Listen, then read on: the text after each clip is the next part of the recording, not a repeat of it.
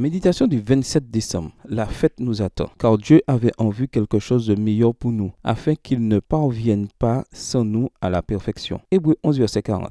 Abel a perçu la promesse d'un Rédempteur et a fait les choses à la manière de Dieu. Enoch est devenu un ami de Dieu et est allé vivre avec lui. L'arche est un témoignage de la foi de Noé en Dieu. Abraham et sa famille sont partis et ont suivi la voie de Dieu dans l'obéissance. Moïse a rejeté les honneurs et la puissance du moment en raison de sa confiance dans le haut destin que Dieu avait fixé pour lui et son peuple. Rahab, convertie et réfugiée dans le sang de Jésus, est parvenue à faire partie de la généalogie de Matthieu comme l'un des honorables géniteurs du Christ. Sur Hébreux 11, verset 31, Matthieu 1, verset 5, Jacques 2, verset 25.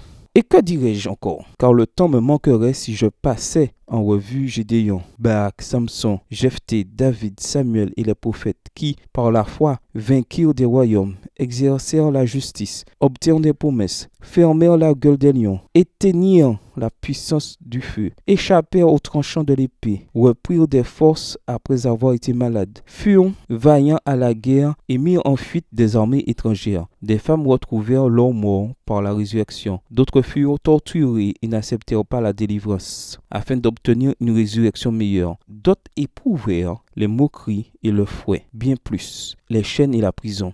Ils furent lapidés, mis à l'épreuve, sciés, ils furent tués par l'épée. Ils allèrent çà et là, vêtus de peau de brebis et de peau de chèvre, dénués de tout, opprimés, maltraités, eux dont le monde n'était pas digne, errant dans les déserts, les montagnes, les cavernes et les antres de la terre. Hébreux 11, versets 32 et 38. La foi et la fidélité sont essentielles à l'attente patiente et engagée de la venue du Seigneur. Et tout cela, plus ceux non enregistrés dans la liste, qui avaient reçu par leur foi un bon témoignage, n'ont pas obtenu ce qui leur avait été promis, car Dieu avait en vue quelque chose de meilleur pour nous, afin qu'ils ne parviennent pas sans nous à la perfection. Les versets 39 et 40.